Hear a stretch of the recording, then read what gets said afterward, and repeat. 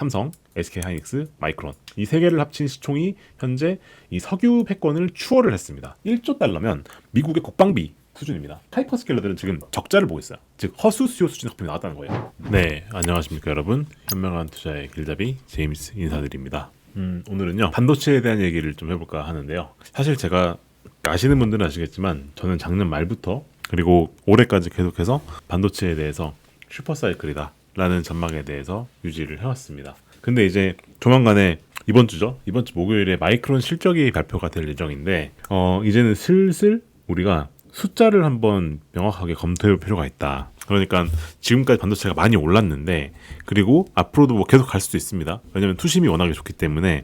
그리고 만약에 이게 버블이 된다고 할지라도 사실 버블이라고 하는 것의 끝은 어딜지 아무도 모르기 때문에 반도체가 지금 당장 뭐 폭락한다 뭐 그런 얘기 하려는 건 아니고요. 단지 현재 이렇게 반도체가 많이 올라온 상황에서 그럼 앞으로 반도체들의 실적과 그리고 현재 제시되고 있는 전망들이 과연 합리적인 전망이 맞는가 라고 하는 부분을 한번 우리가 검사해 볼 필요가 있다 라는 관점에서 이 애널리스트들이 현재 전망하고 있는 반도체에 대한 천문학적인 전망, 그러니까 정말 역사상 이 정도로 반도체 호황일 적이 없었을 정도로 반도체에 대해서 지금 사람들이 엄청나게 그 장밋빛 전망을 내놓고 있는데, 그리고 누구도 지금 반도체에 대해서 안 좋단 말을 안 하고 있는데, 그러면 여기에 과연 오류는 없는가, 과연 그 전망이 정말 말 그대로 맞는 전망인가 라고 하는 거에 대해서 제가 조사한 자료들을 바탕으로 한번 남김없이 분석해 드리도록 하겠습니다. 자, 일단 분석의 틀을 한번 보겠습니다. 현재 반도체가 석유 패권을 대체했다라고 할 정도로 어마어마한 지금 현재 성장을 이루고 있습니다. 석유 메이저 3사라고 하는 곳이 있습니다. 글로벌에 석유 메이저 3사가 있는데요. 이제 이들의 시가총액을 합친 것보다 현재 메모리 3사라고 저희가 부르죠. 삼성, SK하이닉스, 마이크론 이 세 개를 합친 시총이 현재 이 석유 패권을 추월을 했습니다. 사실 이건 되게 역사적인 변곡점이 온 겁니다. 말 그대로 석유라고 하는 자산보다 반도체가 더 귀하다라고 하는 게 이제 나온 거니까요. 그랬을 때 이 메모리 3사가 그러면 왜 이렇게 많이 올랐느냐라고 했었을 때 이것은 세계의 천문학적인 컨센서스에 기반을 합니다. 일단 메모리 반도체 전체 3사죠. 이 3사의 영업이익 추산치를 합쳐보면 올해 720조라고 하는 어마어마한 영업이익을 거둘 것이다 라고 사람들이 전망하고 있습니다. 근데 그럼 그 메모리는 누가 사주느냐? 그것은 엔비디아와 같은 AI 반도체를 만드는 기업들이 이 메모리를 탑재하는 거죠. GPU에다가. 그렇죠? 그리고 그 GPU 누가 사느냐 했었을 때 그것은 하이퍼스케일러라고 부르는 클라우드 기업들이 삽니다. 물론 이제 우리가 이 하이퍼스케일러를 제외한 나머지 기업들도 투자를 하긴 하는데 그걸 저희가 논 하이퍼스케일러라고 불러요. 근데 사실 그 논 하이퍼스케일러가 투자하는 비중은 이 하이퍼스케일러가 투자하는 비중이 비교적 낮습니다. 추산하기로는 약 2천억 달러 정도라고 추산을 하고 있어요. 그러면은 대충 계산기를 보더라도 현재 나열된 숫자를 봅시다. 메모리가 현재 720조 정도 되는 영업이 거둘 것이다 라고 나와 있고, 하이퍼스케일러는 7,200억 달러를 투자할 거고, 그리고 논 하이퍼스케일러는 2천억 달러 정도 투자를 하니까 합치면 대략 한 9천억 달러 투자를 하겠네요. 그러면 이 하이퍼스케일러의 캐펙스라고 하는 이 단일 예산 안에서, 그렇죠? 이들이 투자하는 게 어쨌든 간에 이 엔비디아를 사는 거고 결국 메모리를 사는 것이 되는 거니까 이제 이들 간의 숫자에서 정합성의 오류는 없는가를 구성할 필요가 있다는 말씀을 드리는 겁니다. 이 말씀을 왜 드리냐면은 대충 계산해 보시면 답이 나옵니다. 7,200억 그리고 9천억 달러 정도가 되면은요, 그죠? 이게 메모리에 720조의 영업이익을 거둬다 준다 라고 하게 되면은 계산이 안 맞습니다. 이렇게 되면은 하이퍼스케일러들이 파산하게 된 시나리오가 나와요. 그리고 논 하이퍼스케일러를 더한다고 할지라도 지금 이 메모리의 영업이익 전망이라고 하는 것이 이게 그대로 지켜진다고 할지라도 정말 좀 현실적으로 봤었을 때 하이퍼스케일러들이 그리고 논 하이퍼스케일러들, 즉 이 데이터 센터를 짓는 사람들이 어마어마한 적자를 봐야지만이 이 숫자가 말이 되는데, 사실상 이 숫자가 그러다 보니까 어느 정도는 부풀린 감이 있다라고 하는 게 제가 오늘 드리고 싶은 말씀입니다. 자, 일단 하나씩 보겠습니다. 메모리 슈퍼사이클에 들어간 건 지금 맞습니다. 그래서 현재 메모리 반도체들이 거둬들일 영업이익이 720조에 달할 것이다 라고 얘기를 합니다. 그러면서 골드만삭스는 이 메모리 반도체에 대해서 구조적인 PE 리레이팅을 해야 된다. 그러니까 이제 반도체들이 워낙에 매출을 많이 낼 거기 때문에 성장주 밸류에이션을 받아야 된다라고 하고 있습니다. 삼성, SK 합산 영업이익만 이제 645조 원 될 것이다 하고 있고요. 마이크론 더하게 되면은 720조 원 될 것 같고, 그리고 마이크론 같은 경우에는 영업이익률이 75%에 달합니다. 어마어마하죠. 제조업인데 제조업의 영업이 75%다. 말이 안 되는 거거든요. 원가라고 하는 게 들어갈 수밖에 없는 게 제조업인데 그 매출 원가를 빼고 이것저것 다 감안하더라도 영업이 75%다. 말이 안 되는 거거든요. 진짜 말 그대로 어마어마한 이윤을 남기고 있는 겁니다. 그리고 이제 EPS는 무려 932% 급증했다라고 얘기가 나옵니다. 진짜 말 그대로 폭발적 성장을 하고 있어요. 그러다 보니까 주가도 현재 지금 폭발적으로 오르고 있는 거죠. 그러다 보니까 전망도 아주 장밋빛입니다. 720조라고 하는 돈을 벌 것이다. 이게 영업이익이라는 게 핵심입니다. 영업이익이 핵심이에요. 매출이 아니라 영업이익이라는 거죠. 그러니까 영업이익이라고 하는 것은 뭡니까? 결국엔 남겨먹는 돈이거든요. 그죠? 남겨먹는 돈인데 그 남겨먹는 돈의 규모가 진짜 천문학적인 규모이다라고 보여지는 부분인 겁니다. 이렇게 된 배경에 뭐가 있느냐? 구조적 공급 부족이 있습니다. 일단 우리가 AI 칩에 들어가는 반도체는 HBM이라고 하는 게 있죠. 이게 그 AI 반도체에 들어가는 고성능 메모리인데 이게 지금 엄청나게 부족합니다. 그 실제로 칩을 만드는 캐파에 비해서 HBM 캐파는 엄청나게 부족해요. 그러다 보니까 이 메모리 3사가 HBM의 캐파를 현재 늘리고 있음에도 불구하고 아직까지 부족합니다. 그러다 보니까 현재 다른 메모리 반도체들까지 가격이 오르기 시작했어요. 범용 디램 가격도 오르기 시작했고요. 낸드도 오르기 시작했습니다. 근데 왜 그러냐면 그게 HBM을 만들려면은 기존에 있었던 디램 웨이퍼를 가져와야 돼요. 그래서 기존에 있었던 디램 웨이퍼의 캐파가 HBM에 잠식이 되는 거죠. 그렇다 보니까 이제 D램도 부족해지기 시작해서 가격이 오르기 시작하는 겁니다. 이런 걸 보게 되면은 정말 메모리가 얼마나 부족한가라고 하는 게 대략 짐작이 되죠. 그죠? HBM의 수요를 맞추기 위해서 D램 캐파를 HBM을 바꿨더니만 이제 그것 때문에 범용 D램이 50%가 뜁니다. 어마어마한 규모가 뛰는 건데, 그렇죠? 이것만 보게 되더라도 반도체가 얼마나 현재 지금 그 좋은 상태인가라고 하는 것은 사실상 뭐 누구도 부정할 수가 없는 이제 그런 부분 맞죠, 그렇죠? 그러다 보니까 이제 진짜로 100년 빈도 홍수라고 얘기를 합니다. 애플이라는 그 회사가 핸드폰 만들고 노트북 만드는 회사죠. 여기도 그러면은 D램이 들어가는데 현재 이 어떻게 보면은 D램의 부족이 100년 빈도로 오는 홍수에 가깝다라고 얘기를 합니다. 그래서 이번에 아이폰 18 프로도 가격이 오를 것이다 라고 얘기를 하고 있고, 그리고 현재 그러다 보니까 PC 시장에 침체가 왔습니다. 침체가 왔어요. 사람들이 메모리 가격이 너무 올라가니까 이제 그 다른 그 제조사들이 가격을 올리기 시작하고, 그러다 보니까 이제 PC 시장이나 모바일 시장이 이제 붕괴하기 시작하는 거죠. 그래서 실제로 지금 보급형 시장은 붕괴했다라고 얘기가 나오고 있습니다. 그래서 그 정도로 현재 이 AI빨 메모리 반도체 수요가 미치는 영향이 말 그대로 어마어마하다라고 하는 것은 누구나 다 알고 계신 부분이죠. 자, 그런 메모리는 누가 사주느냐? 1차적으로는 엔비디아 같은 AI 칩을 만드는 기업들이 사줍니다. 자, 그랬을 때 이 엔비디아도 현재 지금 초격차를 만들고 있어요. 이제 분기 매출도 85%가 늘었고요. 순이익은 무려 200%가 늘었고 마진율은 74%에 달합니다. 근데 거기에 들어가는 게 왜 그렇게 매출이 오르느냐? 당연하겠지만 데이터 센터 견인하고 있습니다. 대부분의 매출 견인이 현재 데이터 센터 쪽에서 나오고 있어요. AI 칩을 데이터 센터 공급하는 거에 대부분 나오고 있는 거죠. 그러다 보니까 엔비디아한테 마진율이 미쳤습니다. 마진율이 무려 74%고 이거는 사실상 하드웨어 기업이라고 하는 것이 만들어내는 거의 불가능하다고 볼 정도의 어마어마한 수익성을 거두고 있습니다. 이 말은 뭔 말이냐? 엔비디아든지 마진을 어마어마하게 챙기고 있다라는 거죠. 그러면 메모리도 마진을 어마어마하게 챙기고요. 75%입니다. 그리고 엔비디아도 마진을 어마어마하게 남깁니다. 그러면 이 마진을 본다라고 하는 것은 누군가는 손해를 본다는 얘기거든요. 누군가 손해를 본다. 자, 누가 손해를 보느냐 했었을 때 그것은 하이퍼스케일러들이 손해를 보고 있습니다. 하이퍼스케일러들이 누구냐? 이 AI 반도체를 사와서 그거를 데이터 센터에 사는 애들이죠. 공급하는 애들입니다. 그랬을 때 이제 우리가 하이퍼스케일러라고 부르는 애들은 말 그대로 하이퍼거든요. 하이퍼라는 단어가 이제 영어권에서는 말 그대로 진짜 끝판왕이라는 말로 쓰이죠. 그래서 실질적으로 봤었을 때 이 하이퍼스케일러들이 대부분의 AI 칩을 다 매수를 하고요. 그리고 이 하이퍼스케일러 외에 뭐 제2 수요 진영, 뭐 네오클라우드, 소버린이라는 데들도 있습니다. 이걸 저희가 논 하이퍼스케일러라 그래요. 네오클라우드는 이제 빅테크급은 아니지만 다른 뭐 클라우드 기업들, 뭐 코어 위브나 그런 기업들이 있고요. 그리고 소버린 AI는 국가 레벨에서 하는 겁니다. 이제 그걸 합산하게 되면은 이제 그걸 합산했었을 때는 대략적으로 봤었을 때 네오클라우드 플러스 소버린 합산하게 되면은 그거의 추산 규모는 대략적으로 약 2천억 달러 규모 정도가 나온다라고 얘기를 합니다.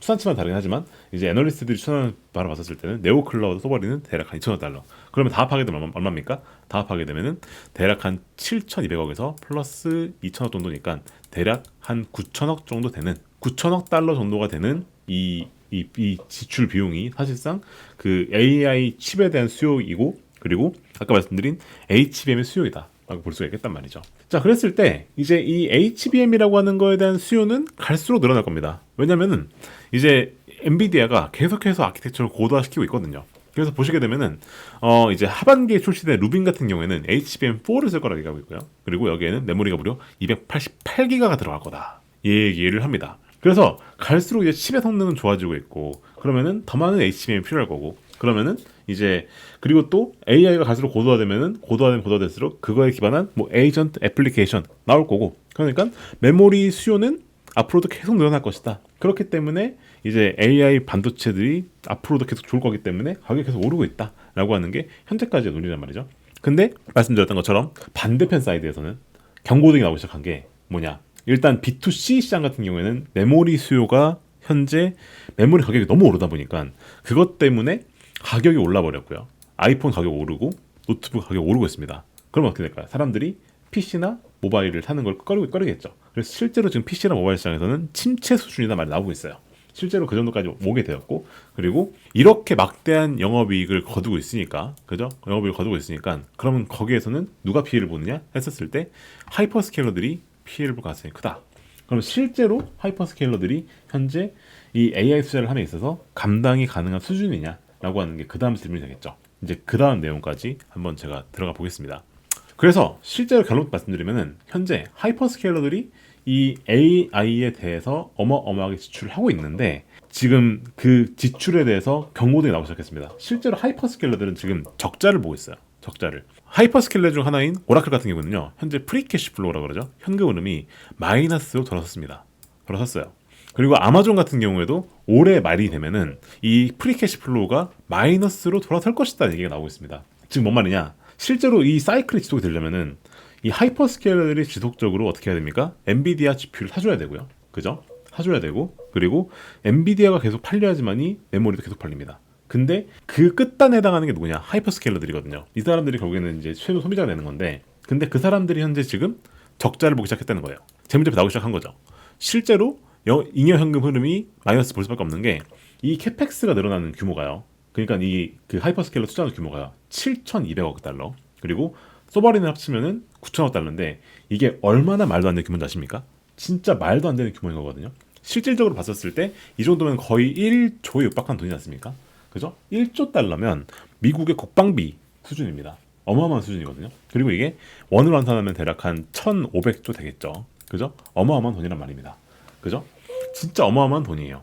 자, 그랬을 때 그 1,500조라는 돈을 현재 기업들이 지출을 하고 있는 건데 그러다 보니까 자본 지출이 70% 폭증했습니다. 그러면은 이 돈은 대체 어디서 버느냐? 빅테크들이 기존에 자기들이 사업하던 거에서 버는 거란 말이에요. 근데 그 기존 사업하는 거에서 벌어서 이제 내고 있는데 그게 너무 이 규모가 크다 보니까 적자로 돌아서는 규모가 나오기 시작했다는 겁니다. 그리고 이제 그렇다 보니까는 자기들이 가지고 있는 영업 현금 흐름 가지고는 지출이 안 되니까 어떻게 시작했느냐? 슬슬 부채랑 그림자 금융이 유전하기 시작했습니다. 그래서 사모신용 여기가 나오고 있는 게 사실 그것 때문에 나오고 있는 거죠. 그 이제 빅테크들이 더 이상 그 자기들이 가지고 있는 기존 매출과 그 현금 파이프라인 가지고는 도저히 이 투자를 감당할 수가 없으니까 돈을 빌리기 시작하는 겁니다. 되게 안 좋은 신호죠. 그죠? 돈을 빌려서라도 지금 현재 매출을 이제 그 데이터 세트 짓고 있는 거니까요. 그죠? 그리고 그걸 가지고 엔비디아 CPU랑 메모리를 사고 있는 거니까요. 자, 그렇게 됐었을 때 그러면 지금까지 주어진 숫자들로 제가 놓고 보겠습니다. 놓고 볼게요. 그러면은 이게 과연 이 숫자들이 정합성이 맞는가? 그러니까 지금까지 나왔던 숫자들 다시 한번 요약해보게 되면은 대략 하이퍼스케일러 네오클라우드 합치게 되면은 대략 한 9천억 정도 나오게 되고요. 그러면 이것은 우리나라 돈 환산하게 되면은 대략 한 1,350조 원 정도 될 겁니다. 맞죠? 그리고 아까 보여드렸던 것처럼 메모리 반도체가 내일 영업이익이 720조입니다. 그러면 대충 어린 짐작으로 보더라도 그쵸? 하이퍼스케일러에 투자하는 이 돈의 절반 정도가 메모리로 간다는 얘기입니다. 근데 여기 중간에 누가 껴있죠? 엔비디아가 껴있어요. 엔비디아가 있단 말입니다. 그러면 이게 온전히 메모리로 가진 않을 거고 중간에 분명히 마진이 꺾일 거란 말이죠. 그러면은 그리고 우리가 데이터 센터를 짓는다고 했었을 때는 말이에요. 우리가 그 하드웨어도 있어야 되고 전력도 있어야 되고 건축도 해야 되고 냉각도 해야 됩니다.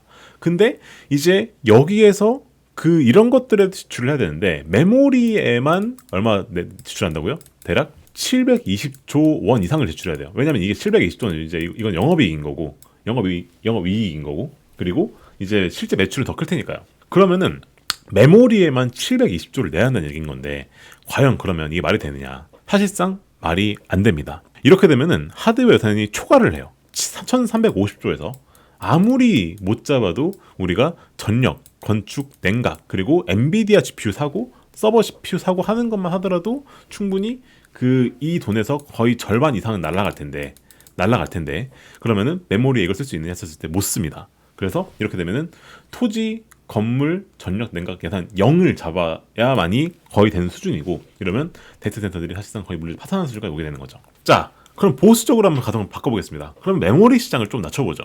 메모리 시장을 조금 낮춰 잡아가지고 이제 메모리 반도체들이 벌어들이는 영업이익을 조금 깎아보겠습니다.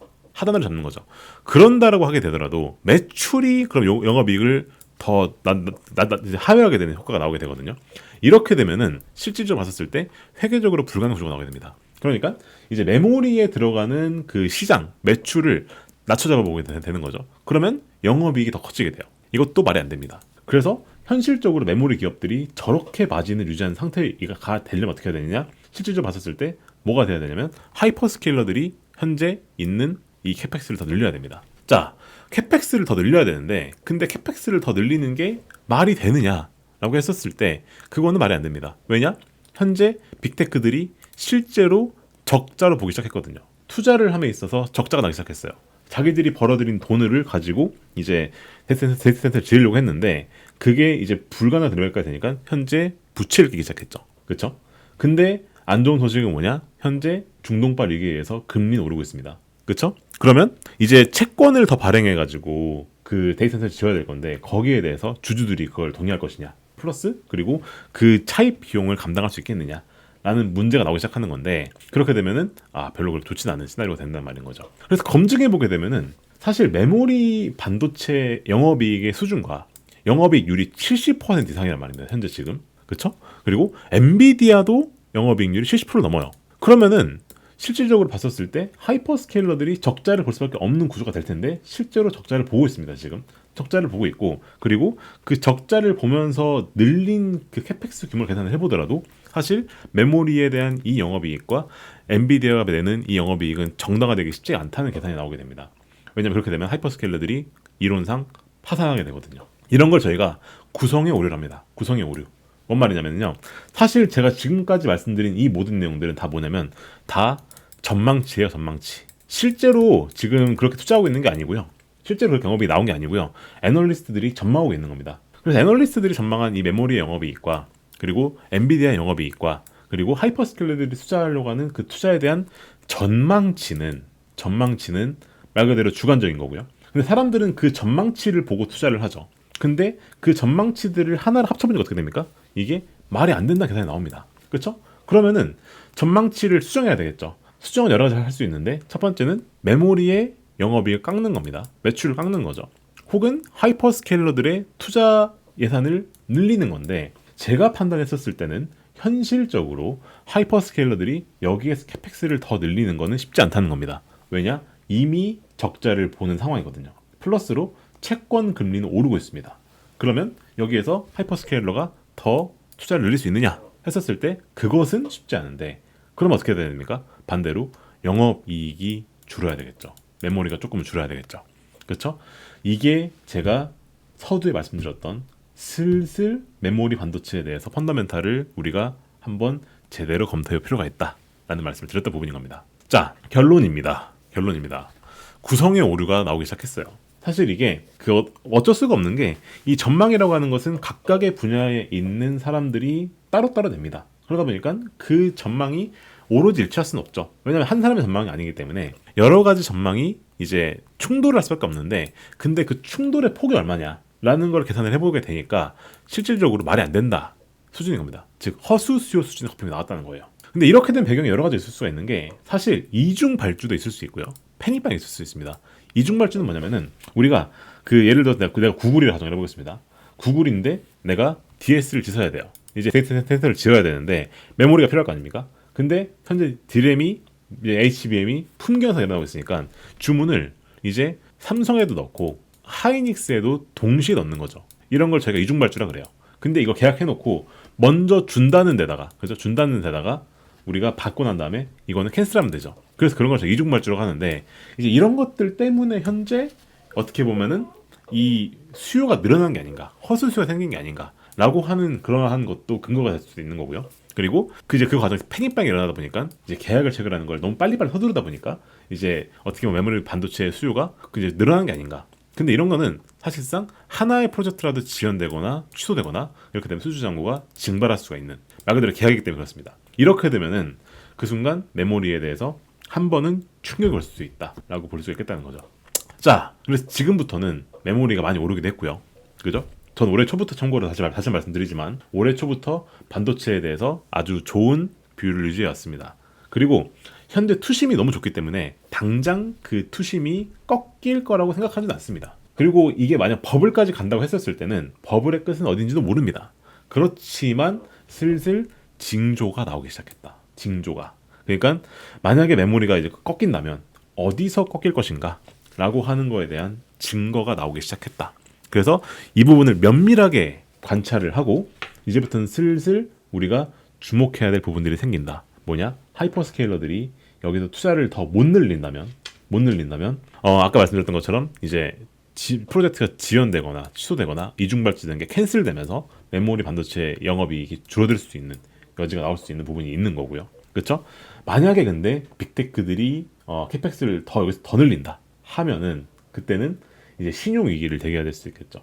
왜냐하면 현재 금리가 오르고 있으니까요. 그러면은 이제 그런 부분들을 우리가 면밀하게 체크를 하면서 포트폴리오의 안전 마진을 확보해야 될 시점이 아닌가라고 개인적으로 생각이 듭니다. 자, 오늘 영상이 도움이 되셨나요? 자, 오늘 말씀드렸던 것처럼 이렇게 객관적 데이터에 근거를 한 투자를 저희는 퀀트 투자라고 하고요. 그리고 이제 아까 말씀드린 투심 같은 거 어떻게 보느냐, 그런 것들은 저희가 차트를 통해 볼 수가 있습니다. 이렇게 차트를 확인하게 되면 우리가 이제 사람들이 시장에 대해서 어떤 생각을 가지고 있는가라고 하는 것을 한눈에 볼 수 있거든요.